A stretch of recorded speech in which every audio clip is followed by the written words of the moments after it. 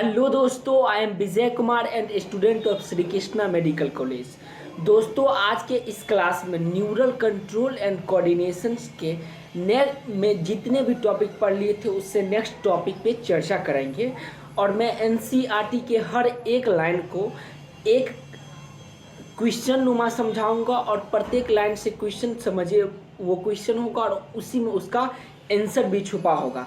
तो चलिए इसी के साथ आज का लेक्चर को स्टार्ट करते हैं। पिछले क्लास में जो भी स्टडी किए थे उसका एक बार क्विक रिकैप ले लेते हैं। हम लोग पिछले क्लास में स्टार्ट किए थे टॉपिक ह्यूमन न्यूरल सिस्टम। इसमें हम बताए थे इसको दो भाग में बांटा गया था। एक है सेंट्रल नर्वस सिस्टम जिसको सीएनएस के नाम से जानते थे, और दूसरा था peripheral nervous system. Central nervous system के अंतर्गत ब्रेन एंड स्पाइनल कॉर्ड आया था, और पेरिफेरल नर्वस सिस्टम के अंतर्गत ब्रेन एंड स्पाइनल कॉर्ड से निकलने वाला जो फाइबर्स होता है उसको हम लोग associated body with CNS, brain and spinal cord. PNS को दो भाग में बांटे थे हम लोग, afferent fibres and efferent fibre. उसके बाद फिर हम लोग आगे पढ़ लिए थे somatic nervous system and autonomic nervous system जो पीएनएस का पार्ट था। उसके बाद आज की क्लास फिर हम लोग आगे देखे थे sympathetic neural system and parasympathetic neural system. आज के क्लास में काफ़ी डिटेल से स्टडी करेंगे हम लोग विसरल नर्वस सिस्टम से। तो चलिए ये टॉपिक निकालिए आप अपने एनसीईआरटी में, और यहाँ से मैं आपको बताना स्टार्ट करता हूँ। Visceral nervous system is the part of peripheral nervous systems that compose of whole complex of nerve fibre ganglion and plexuses. देखिए यह पार्ट होता है, किसका पार्ट होता है दोस्त? तो पेरिफेरल नर्वस सिस्टम का पार्ट होता है। विसरल नर्वस सिस्टम जो है ये पेरिफेरल नर्वस सिस्टम का पार्ट है, जो क्या क्या रखती है? तो नर्व रखती है, फाइबर रखता है, गैंग्लियन एंड फ्लेक्सेस को रखेगी। By which impulse travel from central nervous system to viscera and from viscera to the central nervous system, जिसके द्वारा इम्पल्स को ट्रांसमिट करवाया जाता है। इम्पल्स को क्या करवाया जाता है दोस्त?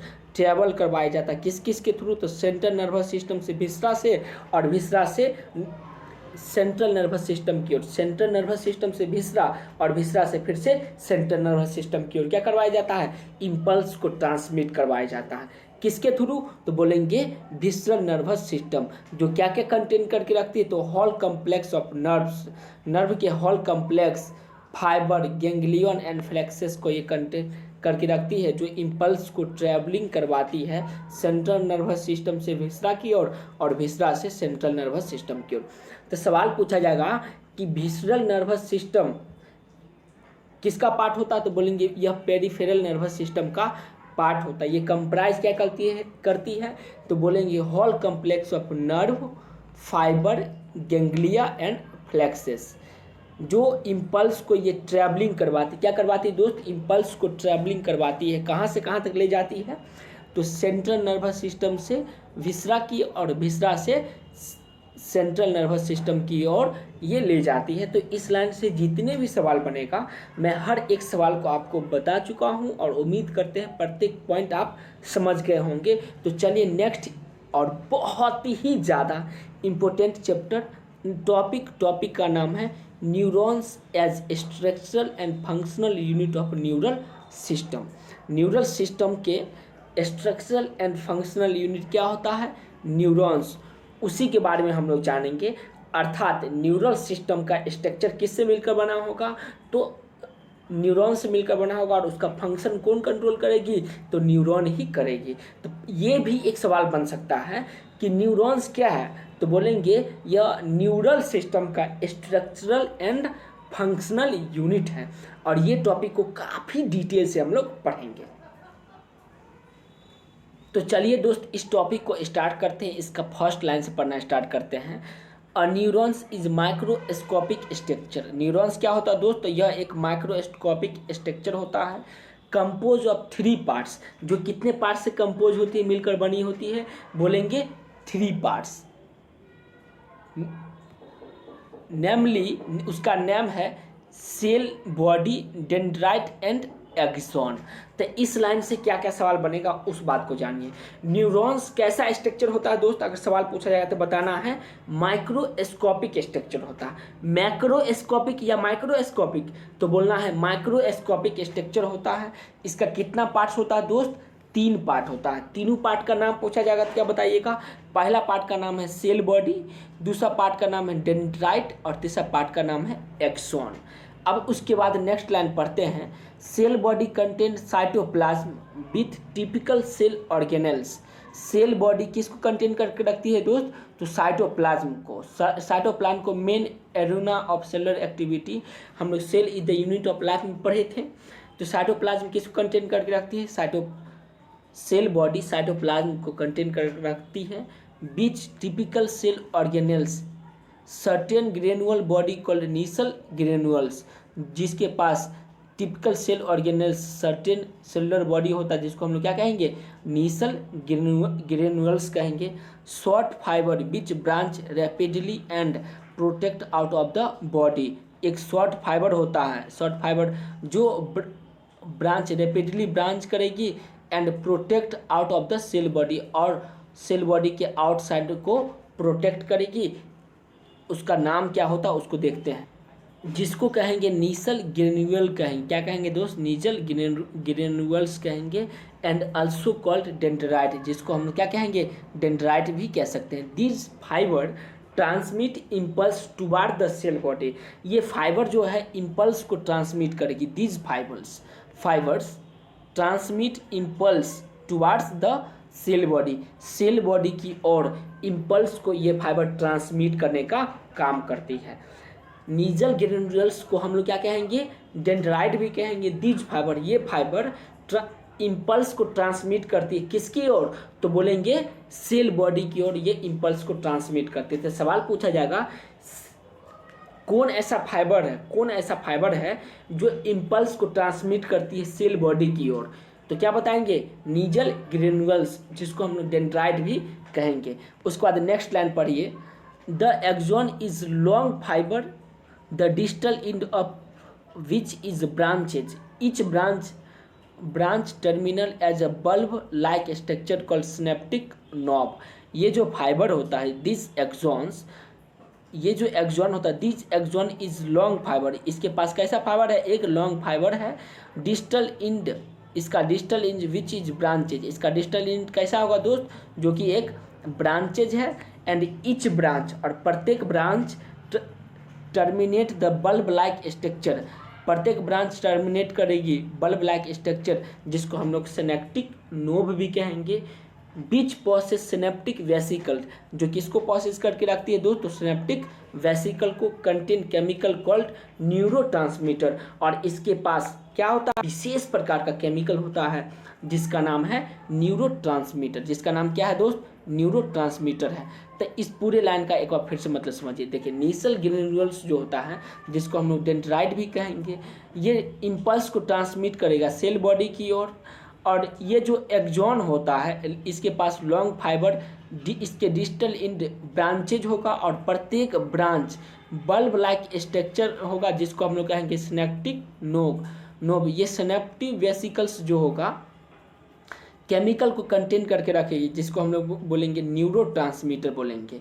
तो synaptic knob which process synaptic vesicle, जो क्या करेगी, सिनेप्टिक वेसिकल को प्रोसेस करेगी, और जिसको हम लोग क्या कहेंगे, न्यूरोट्रांसमीटर भी हम लोग कहेंगे। तो सवाल पूछेगा न्यूरोट्रांसमीटर कहाँ पाया जाएगा, तो बोलेंगे सिनेप्टिक नोब एक सिनेप्टिक वेसिकल्स केमिकल को कंटेन करके रखती है। सिनेप्टिक वेसिकल में एक खास प्रकार का केमिकल होता है जिसको हम लोग बोलेंगे न्यूरोट्रांसमीटर।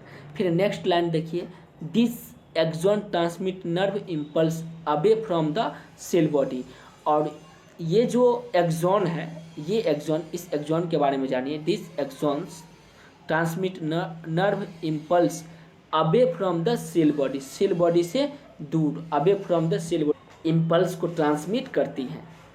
उस पर नेक्स्ट लाइन, सिनेप्सिस और the neural muscular junctions, synapses and muscular junctions based on the number of axon and dendrite, the axon are divided into 3 parts।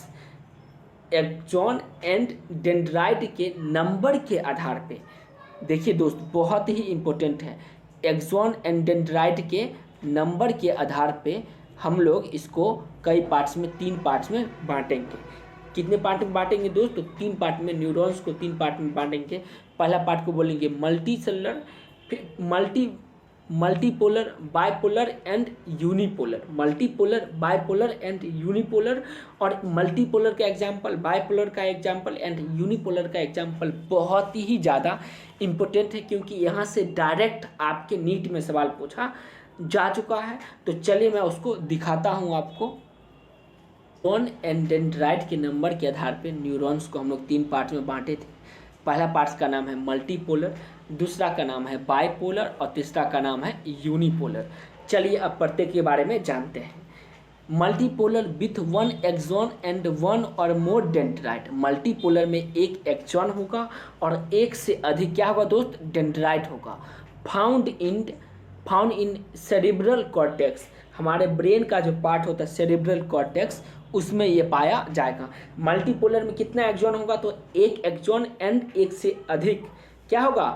1 से अधिक डेंड्राइट होगा। और ये कहाँ पाया जाएगा दोस्तों? तो हमारे ब्रेन के सेरिब्रल कॉर्टेक्स में ये पाया जाएगा। तो पहला क्वेश्चन ये हुआ। फिर दूसरा क्वेश्चन बाइपोलर के बारे में पढ़ते हैं। विथ 1 एक्सॉन एंड 1 डेंड्राइट, इसके पास 1 एक्सॉन होता है और 1 क्या होता है दोस्त? डेंड्राइट होगा। किसके पास? तो बाइपोलर न्यूरॉन के पास। Found in the retina of eye, हमारे आँख के रेटिना में बाइपोलर न्यूरॉन पाया जाएगा। एंड यूनिपोलर का देखिए, unipolar cell body with 1 axon only, इसके पास केवल 1 एक्सॉन होगा। और इसका भी एग्जाम्पल बहुत ही महत्वपूर्ण है। Found usually in embryonic stage, जब बच्चे चाइल्ड स्टेज में, अपनी एम्ब्रायनिक स्टेज में होता है, उस समय उसके पास यूनिपोलर न्यूरॉन पाया जाता है और उसके पास सिर्फ और सिर्फ 1 एक्सॉन होगा। तो मल्टीपोलर, बाइपोलर एंड यूनिपोलर के एग्जाम्पल उम्मीद करते हैं आपको समझ में आ गया होगा। और किसके आधार पे पोलरिटी डिसाइड करेंगे, इसमें नेगेटिव पॉजिटिव नहीं, उसके आधार पे हम लोग यूनिपोलर, बाइपोलर टाइप और मल्टीपोलर नहीं बोलेंगे। इसमें एक्सॉन एंड डेंड्राइट के नंबर के आधार पे हम लोग इसको नाम देते हैं। तो फिर से एक बात समझिए, क्योंकि बहुत ही इंपॉर्टेंट है। मल्टी सेलुलर में 1 एक्सॉन होगा और 2 से अधिक क्या होगा? डेंड्राइट होगा, जिसका एग्जाम्पल है सेरिब्रल कॉर्टेक्स, ये सेरिब्रल कॉर्टेक्स में पाया जाएगा। बाइपोलर में 1 एक्सॉन और 1 डेंड्राइट होगा, जो किस में पाया जाएगा दोस्त? तो आई के रेटिना में ये पाया जाएगा। और उसके बाद है यूनिपोलर, इसमें सिर्फ और सिर्फ 1 एक्सॉन पाया जाएगा, जो यूजुअली एम्ब्रायनिक स्टेज में पाया जाता है। तो उम्मीद करते हैं यहाँ तक का टॉपिक आपको समझ में आया होगा। चलिए दोस्त नेक्स्ट लाइन को देखते हैं। This are 2 type of axon mainly myelinated and non myelinated. कितने प्रकार का एक्सॉन पाएगा दोस्त? तो 2 प्रकार का, एक होगा माइलिनेटेड और दूसरा होगा नॉन माइलिनेटेड।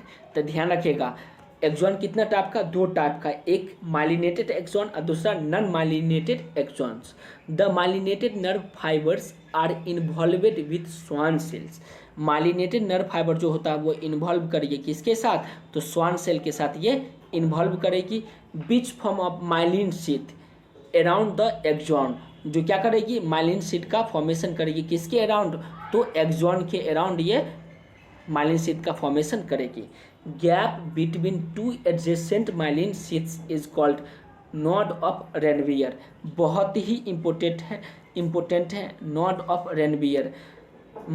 दो माइलिन शीथ के बीच जो गैप होता है, मैं आपको बताऊंगा फिगर में, बगल में फिगर भी दिया गया है, आप देख भी रहे होंगे। ये सब जो फिगर है मैं इसके बारे में आपको बताऊंगा, इधर जो फिगर है। तो 2 माइलिन शीथ के बीच जो गैप होता है, मान लीजिए ये एक माइलिन शीथ, ये एक माइलिन शीथ, इस दोनों के बीच कुछ ना कुछ गैपिंग होगा, देख रहे हैं ना, गैप है। तो इसी गैप को हम लोग बोलेंगे node of Ranvier.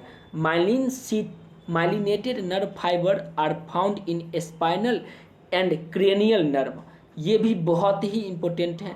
Myelinated nerve fibre जो होता है ये फाइंड करेगी स्पाइनल एंड क्रेनियल नर्व में ये मिलेगी। स्पाइनल एंड क्रेनियल नर्व में माइलिनेटेड नर्व फाइबर पाया जाएगा। तो ये भी एक सवाल है और ये सवाल पूछा जाएगा तो बहुत ही इंपॉर्टेंट सवाल में से एक होगा कि माइलिनेटेड नर्व फाइबर किस में पाया जाएगा, तो बोलेंगे स्पाइनल एंड क्रेनियल नर्व आप पढ़े होंगे तो उसमें ये पाया जाएगा। नेक्स्ट पढ़िए, unmyelinated nerve fibre is enclosed by a Schwann cells. Unmyelinated nerve fibre जो होता है इनक्लोज करेगी किसके साथ, तो Schwann cells that does not form a myelin sheath around the axon, जो किसका फॉर्मेशन नहीं करती है, माइलिन शीथ का फॉर्मेशन नहीं करती है। किसके अराउंड, तो एक्सॉन के अराउंड ये माइलिन शीथ का फॉर्मेशन नहीं करती है। And is commonly found in autonomous and somatic nervous system, और ये कॉमनली कहाँ कहाँ पाया जाएगा, तो autonomous and somatic nervous system में ये पाया जाएगा। तो अभी जो आप ये बातें देख रहे थे ये बहुत ही ज़्यादा इम्पोर्टेंट है और यहाँ से फ्रीक्वेंटली सवाल पूछा जा रहा है और आगे भी पूछे जाने की संभावना है। मैं आपको इसी फिगर के बारे में बता रहा था, ये है मल्टी न्यूक्लिएटेड न्यूरॉन का एग्जाम्पल। इसके प्रत्येक पार्ट को आप याद रखिएगा क्योंकि बहुत ही इंपॉर्टेंट है और यहाँ से भी सवाल पूछा जा सकता है। अगर फिगर समझ में आया तो इससे पहले जो भी मैं आपको थ्योरी बताया हूँ पूरा समझ में आ जाएगा, और अगर थ्योरी समझ में आया है तो फिगर भी 100% समझ में आ जाएगी। ये देखिए डेंड्राइट है जो इम्पल्स को रिसीव करेगी, और नीजल ग्रेन्यूल्स जो मैं बताया था ये यही है। इस पार्ट को हम लोग नीजल ग्रेन्यूल्स बोलेंगे। ये जो पार्ट देख रहे हैं ये पार्ट है सेल, जो आप देख रहे हैं ये है न्यूक्लियस। उसके बाद है स्वान सेल, ये जो पार्ट देख रहे हैं आप ये क्या है, स्वान सेल है। ये जो पार्ट्स है इस पार्ट्स को बोलेंगे एक्सॉन, ये माइलिन शीथ है। नोड ऑफ रेनवियर है। एक्सॉन का टर्मिनल देख रहे हैं ये एक्सॉन का टर्मिनल, एक्सॉन का टर्मिनल, एक्सॉन का टर्मिनल, और ये जो गोलनुमा है ये गोलनुमा पार्ट्स है इसको बोलेंगे सिनेप्टिक नॉब बोलेंगे। क्या बोलेंगे दोस्त, सिनेप्टिक नॉब। तो इस पूरे बात को याद रखेगा। फिर से देखिए ये डेंड्राइट है, नेजल ग्रेन्यूल्स है, सेल बॉडी है, न्यूक्लियस है, स्वान सेल है, एक्सॉन है, माइलिन शीट है, नोड ऑफ रेनवियर है, एक्सॉन टर्मिनल है एंड लास्ट में है सिनेप्टिक नॉब। तो उम्मीद करते हैं ये फिगर भी आपको समझ में आ गया होगा। तो आज के क्लास में जो भी पढ़े हैं उसका एक बार क्विक रिकैप ले लेते हैं। हम लोग न्यूरॉन्स के बारे में देखे, ये किस किस चीज़ से मिलकर बना होता है, जैसे सेल बॉडी, डेंड्राइट, एक्सॉन। फिर नीजल ग्रेन्यूल्स के बारे में देख लिए। उसके बाद हम लोग फिर नेक्स्ट देखे synaptic knob, neurotransmitter, multipolar, bipolar and unipolar neuron के बारे में देखें। Myelinated and non myelinated sheath के बारे में देखें।